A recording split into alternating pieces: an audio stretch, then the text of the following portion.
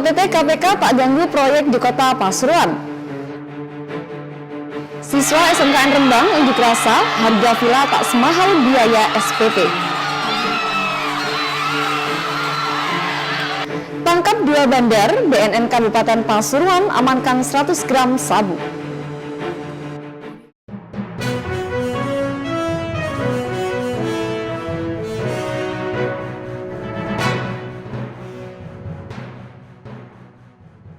Halo, Assalamualaikum pemirsa. Selain ketiga informasi tadi, sejumlah informasi dari Pasuruan dan sekitarnya telah dipersiapkan tim redaksi. Bersama saya, Hilyatus Solihah, inilah Pasuruan Sepekan selengkapnya.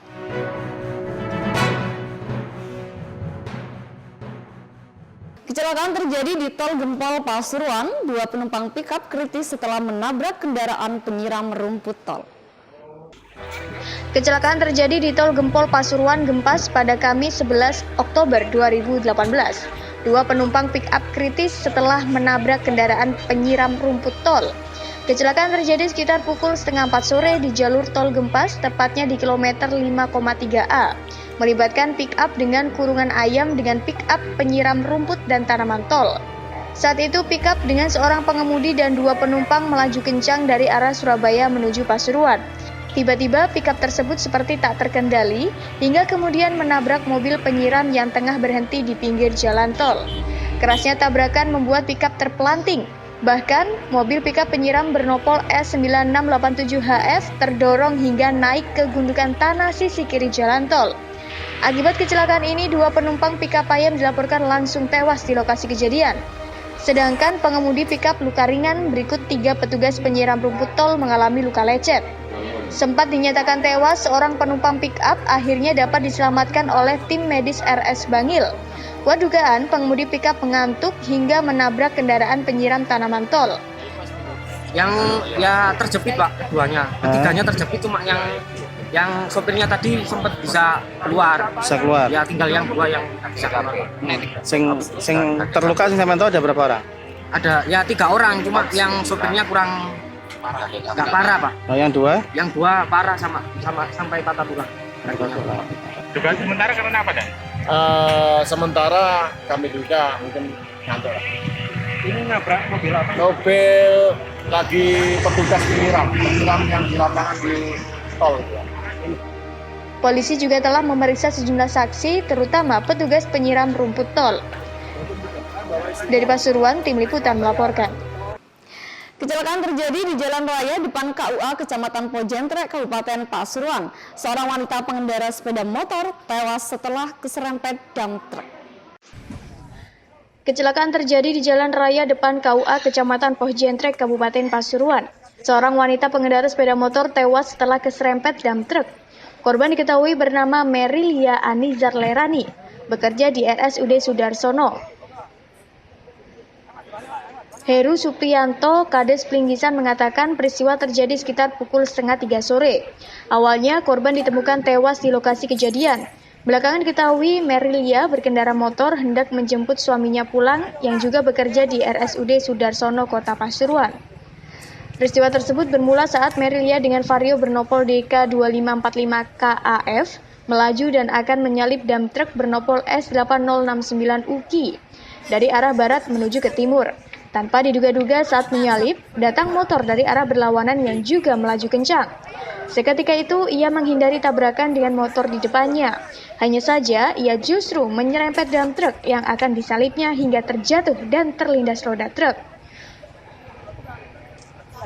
Korban saat ini oleh polisi telah dievakuasi ke kamar jenazah RSUD Sudarsono. Dari Pasuruan, tim liputan melaporkan. Berita selanjutnya datang dari Probolinggo. Warga desa Sariwani, Kecamatan Sukapura digemparkan oleh sesosok mayat tanpa identitas di bawah jembatan setempat. Diduga mayat pemuda itu merupakan korban pembunuhan karena ditemukan luka-luka pada tubuhnya. Warga desa Sariwani, Kecamatan Sukapura digemparkan oleh sesosok mayat tanpa identitas di bawah jembatan setempat pada Kamis pagi. Diduga mayat pemuda itu merupakan korban pembunuhan karena ditemukan luka-luka pada sekujur tubuhnya. Mayat itu pertama kali ditemukan oleh salah satu warga desa Pakel yang sedang melintas di jalan sekitar pukul 6:30. Di atas jembatan penghubung antar desa Pakal dengan Sariwani itu, warga melihat ceceran darah. Karena penasaran, warga itu kemudian mencari sumbernya. Ternyata, di bawah jembatan yang berlokasi di RT 1 RW 1, terbujur sesosok pria penuh luka. Saat ditemukan, pria itu mengenakan kaos hitam dan celana hitam. Tak ada identitas yang dikantongi oleh pria muda ini. Anggota Polsek dan Koramil Sukapura kemudian mendatangi tempat kejadian perkara. Dari pemeriksaan petugas, pada tubuh pria yang diperkirakan berusia 20 tahun itu ditemukan sejumlah luka-luka, di antaranya di muka bagian kanan dan kiri serta lengan. Dugaan sementara, pria muda itu merupakan korban pembunuhan dan dibuang di sungai dengan kedalaman sekitar 8 meter. Untuk kepentingan penyidikan, mayat Mr. X ini dibawa ke kamar mayat RSUD Waluyo Jati Kraksaan. Mayat ini akan disimpan beberapa hari di lemari pembeku. Korban begal atau bagaimana? Belum jelas, masih dalam penyelidikan. Perkiraan kami bahwa jenazah itu akibat kekerasan. Ditunjukkan dari apa itu, Dan? Mungkin luka atau? Dari luka bacok seperti itu. Dari Probolinggo, tim liputan melaporkan.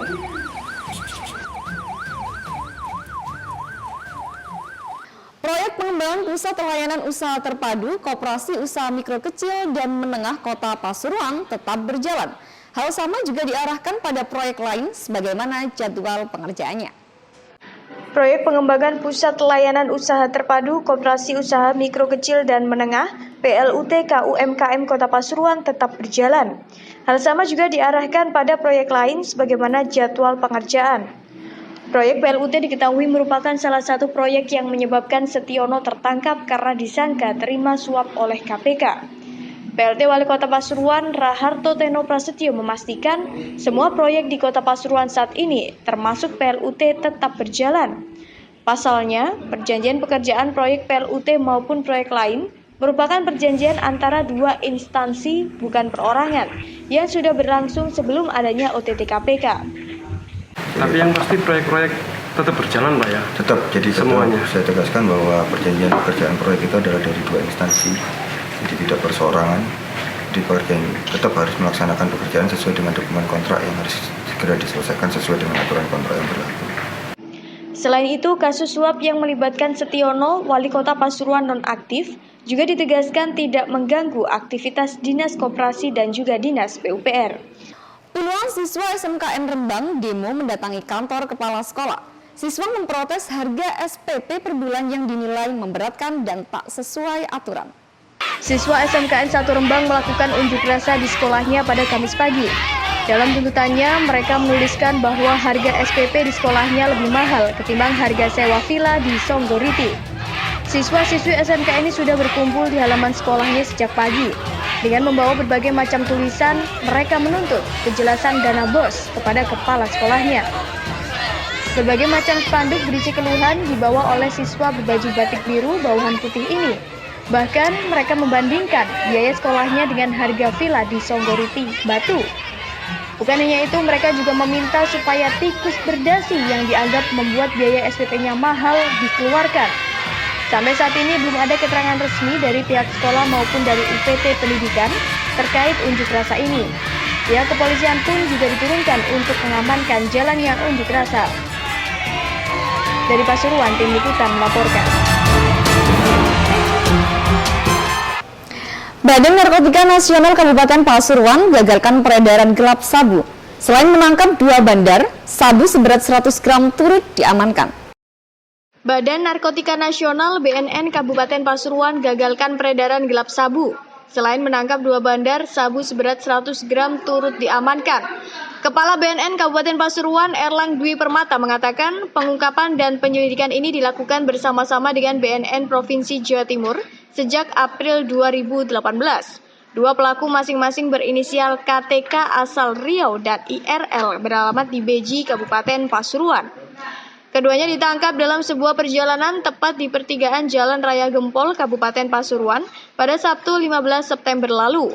Mereka diduga akan edarkan sabu di wilayah Pasuruan setelah mendapat barang haram itu dari seorang yang sebelumnya mendarat di Bandara Juanda. Pada hari Sabtu kemarin, tanggal 15 September 2018 sekira pukul 20.30 kami berhasil menggagalkan peredaran sabu antar provinsi yang dikirim dari Riau dan diterima oleh orang Pasuruan, yaitu saudara berinisial IRL, ya, warga Beji Pasuruan. Jadi yang dibawa oleh kurir ini dari Riau yang diperintahkan oleh seorang bandar yang saat ini sedang kita cari, berinisial RR. Dari Pasuruan, tim liputan melaporkan. Pemerintah Kabupaten Pasuruan mengidentifikasi desa terdampak kekeringan. Upaya dilakukan untuk menentukan langkah-langkah percepatan penanggulangannya. Pemerintah Kabupaten Pasuruan mengidentifikasi desa terdampak kekeringan.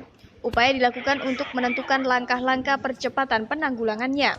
Sepanjang 2018 ini, sedikitnya 20 desa di wilayah Kabupaten Pasuruan dinyatakan rawan kekeringan dengan kategori kritis. Upaya pemerintah pun dilakukan dengan melihat secara langsung ke desa-desa terdampak kekeringan. Setidaknya langkah awal ini sebagai upaya identifikasi sehingga dapat segera diputuskan kebijakan atau langkah strategis penanganan kekeringan. Ada sejumlah temuan yang kemudian dicatat, yakni pompa di sejumlah desa bermasalah, seperti di Kedung Pengaron, Kecamatan Kejayan, yang disambangi Gus Mujib pada hari Kamis. Pemerintah Kabupaten Pasuruan akan memperbanyak sumur bor permanen bagi desa yang pompa airnya rusak. Sedangkan bagi desa yang debit airnya sangat kecil, Badan Penanggulangan Bencana Daerah BPBD perlu meningkatkan volume dropping air bersih. Pompa-pompa, tapi saat ini pompanya bermasalah terkait dengan pipanisasinya nih. Dan juga kekeringan terlalu panjang, akhirnya juga ternyata airnya kurang. Sehingga kami minta dari kita melihat langsung ini, Pak Kepala Desa kami tugasi untuk segera menyelesaikan pipanisasinya. Yang kedua, Pemkab ini berusaha maksimal untuk kerjasama dengan perusahaan-perusahaan dengan CSR-nya. Dan Pak Bakti kami tugasi untuk memenuhi kebutuhan minimal orang itu, yang penting minum, masak itu tercukupi. Gus Mujib berharap BPBD harus segera memenuhi kebutuhan warga desa yang dilanda kekeringan minimal untuk masak dan minum tercukupi. Sedikitnya 20 desa terdampak kekeringan, diantaranya Desa Cukurguling, Karangjati, Karangasem, Watu Lumbung, dan Desa Lumbang di Kecamatan Lumbang. Berikutnya Desa Balung Anyar, Pasinan, Semedusari, dan Wates, Kecamatan Lekok. Selanjutnya Desa Jeladri, Kedung Rejo, dan Sumberrejo, Kecamatan Winongan. Kemudian Desa Sibon, Petung, Kelakah, Tambak Rejo, Mangguan, dan Ngantungan, Kecamatan Pasrepan, serta Desa Budusari, Kecamatan Gempol. Dari Pasuruan, tim liputan melaporkan. Tunggakan pajak kendaraan bermotor di Pasuruan tercatat capai 2,5 miliar. Pemutihan pajak jadi peluang untuk mengurangi tunggakan itu. Tunggakan pajak kendaraan bermotor di Pasuruan tercatat capai 2,5 miliar rupiah. Pemutihan pajak jadi peluang untuk mengurangi tunggakan itu.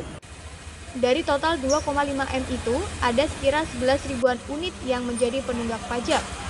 Diketahui pemerintah provinsi Pemprov Jawa Timur menerapkan kebijakan pembebasan biaya balik nama dan denda pajak kendaraan bermotor. Pemutihan ini dilakukan mulai 24 September sampai dengan 15 Desember 2018. Keputusan Pemprov diyakini dapat menekan tunggakan.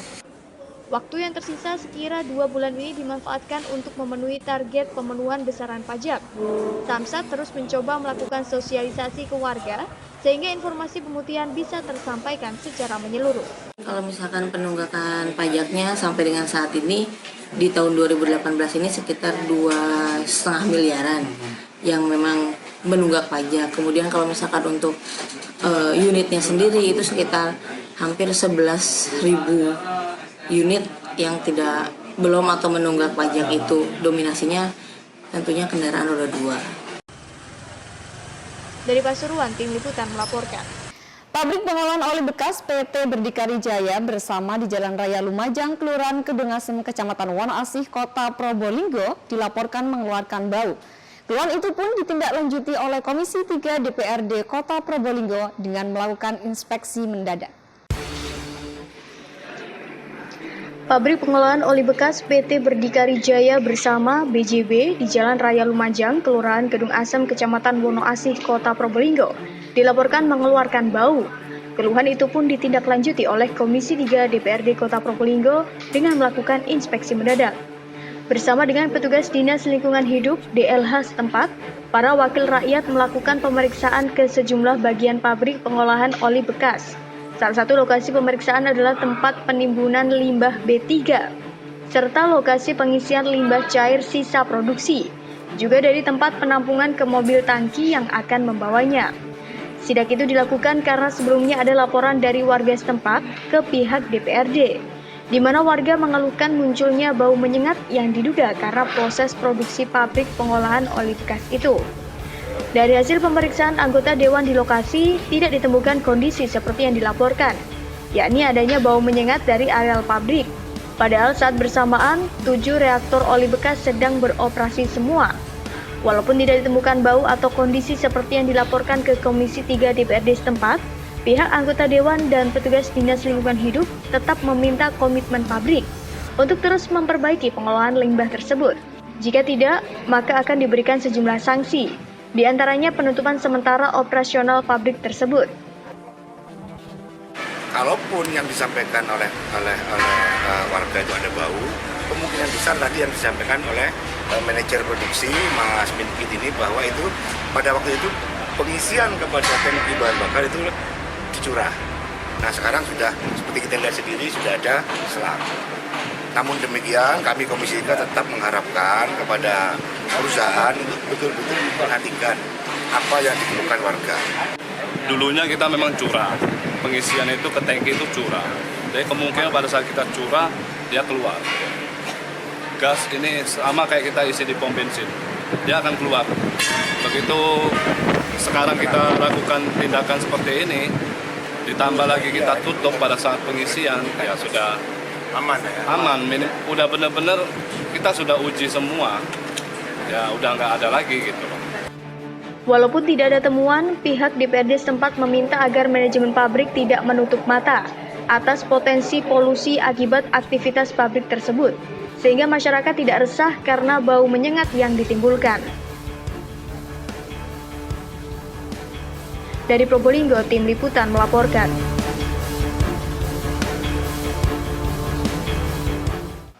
Provinsi Jawa Timur genap berusia 73 tahun, Jumat 12 Oktober 2018 tahun ini. Pemprov memiliki misi untuk memakmurkan Jawa Timur melalui industri UMKM berbasis digital. Beginilah suasana upacara peringatan Hari Ulang Tahun HUT Provinsi Jawa Timur ke-73 di Kompleks Perkantoran Raci Kabupaten Pasuruan pada Jumat siang. Pada upacara yang berlangsung secara khidmat dan sederhana tersebut, Bupati Pasuruan Irsyad Yusuf yang pada saat itu bertindak sebagai pembina upacara, membacakan sambutan dari Gubernur Jawa Timur. Dalam sambutannya, Bupati Pasuruan menyampaikan ucapan selamat Hari TNI ke-73, serta ucapan duka cita atas musibah gempa bumi dan tsunami yang melanda Nusa Tenggara Barat, Sulawesi Tengah, Situbondo, Sumeneb, dan Pamekasan. Lebih lanjut, Bupati Pasuruan menyampaikan tema Hari Jadi Provinsi Jawa Timur, yaitu makmurkan Jawa Timur melalui industri UMKM berbasis digital. Hal tersebut sangat relevan dengan persoalan dan tantangan Jawa Timur ke depan. Bapak Ibu sekalian hadirin yang saya hormati, tema peringatan Hari Jadi ke-73 Provinsi Jawa Timur tahun 2018 kali ini adalah Makmurkan Jawa Timur melalui industri UMKM berbasis digital. Merupakan sebuah tekad dan semangat Provinsi Jawa Timur pembangunan ekonomi berbasis digital agar mampu tumbuh inklusif dan berkelanjutan dengan fokus pada segmen industri UMKM. Dari Pasuruan, Tim Liputan melaporkan. Informasi terakhir datang dari Duka Palu dan Donggala. Belasan wartawan tergabung dalam Pokja Jurnalis Kraksan menggelar aksi ngamen di Jalan Panglima Sudirman, Kraksan, Kabupaten Probolinggo. Aksi sosial itu bertujuan menggalang dana untuk korban bencana gempa bumi dan tsunami Palu, Sigi, dan Donggala, Sulawesi Tengah. Bencana gempa bumi yang terjadi di berbagai daerah di Indonesia mengundang keprihatinan berbagai pihak. Di Probolinggo, Jawa Timur, puluhan jurnalis turun ke jalan menyuarakan keprihatinannya terhadap korban bencana gempa bumi melalui aksi penggalangan dana. Penggalangan dana yang bertempat di depan kantor Pemkab Probolinggo itu diikuti sejumlah wartawan dari berbagai media, baik media lokal maupun media nasional, dengan tema Jurnalis Ngamen. Aksi penggalangan dana diiringi musik. Yang digelar di alun-alun Keraksaan tersebut, para wartawan tidak hanya menjaring sumbangan dari para pengguna jalan di Probolinggo, Banyuwangi. Mereka juga mendatangi para pegawai di kantor Pemkab setempat, juga kepada sejumlah siswa sekolah. Kami bersama teman-teman jurnalis ingin menggalang dana untuk membantu para korban. Misi kami adalah misi kemanusiaan dan kebersamaan membangun empati seluruh warga negara. Saya mengajak generasi muda tetap bersatu padu, menjaga keutuhan NKRI untuk memperbaiki keadaan-keadaan yang telah mengalami bencana. Penggalangan dana ini juga mendapatkan apresiasi dari Wakil Bupati Ahmad Timbul Prihanjoko dan Kapolres Probolinggo AKBP Fadli Samad. Tanpa segan, mereka pun berbaur dengan para jurnalis, menggugah hati warga Probolinggo.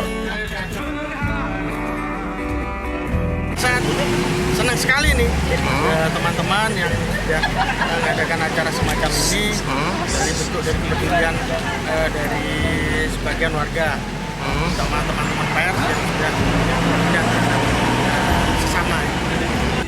Dari Probolinggo, tim liputan melaporkan. Informasi tadi menjadi akhir dari Pasuruan Sepekan hari ini.